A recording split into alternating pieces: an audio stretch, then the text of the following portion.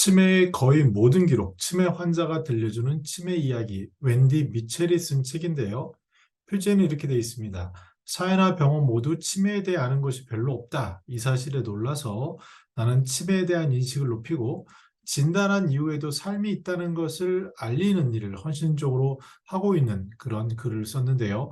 치매는 지금 더욱 집중해야 할 뿐 치매로 멈춰야 하는 것은 아무것도 없다라고 얘기하면서 왜 치매 때문에 우리의 삶이 멈춰져야 되는지 이것에 대해서 이야기를 강하게 하고 있습니다.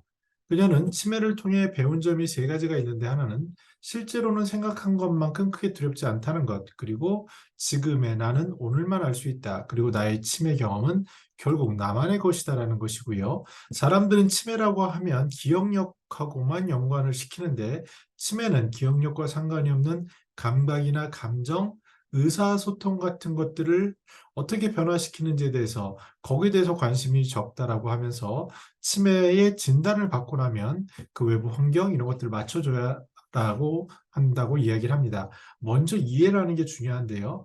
뇌 안에 복잡한 질병이 생기고 나서 그것이 얼마나 복잡한 것인지를 아는데 예를 들어서 우리가 포크와 나이프를 사용해서 음식을 먹는 것조차도 한 손으로는 포크를 한 손으로는 나이프로 썰어야 하는 이렇게 복잡한 것이 바로 치매 환자들에게 어려울 수 있다라고 얘기하면서 치매 환자의 50%는 먹고 삼키는데 곤란을 겪는다라는 것을 이해할 것이 필요하다고 합니다. 즉, 감각의 변화가 생기는데 이것도 자연스러운 치매 증상의 일부라는 것을 이해해야 된다라고 하고 또 치매 진단을 받은 이후에 가장 좋은 최선의 방법은 치료하거나 유지하는 것이죠. 그것은 바로 대화를 계속하는 것이라는 글을 남기고 있습니다. 그러면서 이런 질문을 합니다. 아이들에게는 마치 어린아이 생각해 보면요. 아이들에게는 새로운 경험, 모험을 줄 공간, 또 이런 것들을 부모님들의 전폭적인 지원, 이런 것들을 대부분 부모는 아낌없이 주는데 왜 부모님의 경우 아니면 치매 환자를 돌보는 곳에서는 이것이 다르다라고 느끼는지에 대한 질문을 합니다. 그리고 보고서에서는요, 치매에 대해서 사회적으로 인식이 부족하다. 또 그리고 치매라는 병에 대한 용인하는 것이 부족하다. 또 치매 환자에 대한 동정심이 부족하다. 이것을 치매의 원인에 큰 악영향을 주는 것으로 생각하고 있고요. 또 캠브리지 대학 출판부에서 발간한 보고서는요, 이런 치매에 대해서 이웃사회의 세대 간의 불화를 극복하고 치매에 대한 지식을 키우는 데 도움이 되는 어떤 이런 정보를 나누는 사교 모임 또는 치매 환자를 돌보는 분들의 그분들의 이야기의 장 이런 기회가 더 많아야 한다라고 권장하고 있습니다.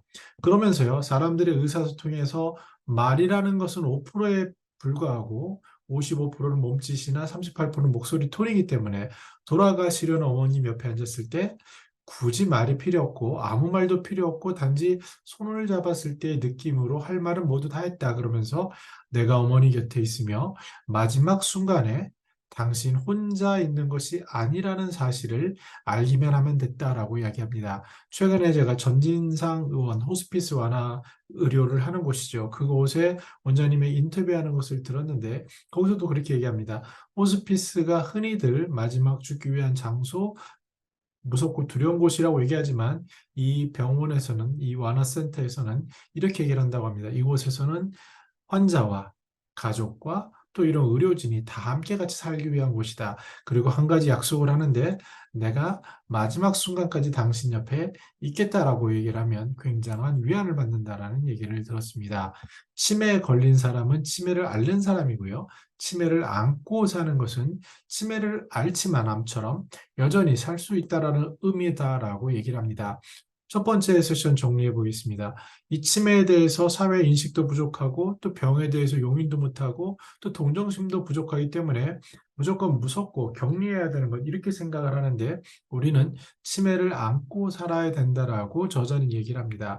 치매라는 것이 주는 감각의 변화 또 생각이나 활동이 조금 어눌하거나 불편함을 주는 것은 마치 어린아이와 같은 그 유아를 돌보는 그런 생각으로 돌리면은 가능도 하고, 더 중요한 것은 일상생활을 유지하고 치매를 안고 계속 살아갈 수 있게 끝까지 함께 해주는 그런 노력이 중요하다라는 이야기를 하고 있습니다.